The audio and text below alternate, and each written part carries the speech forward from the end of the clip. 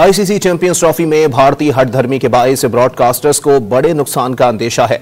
Broadcasters ने international cricket council से एक बार फिर राबता कर लिया।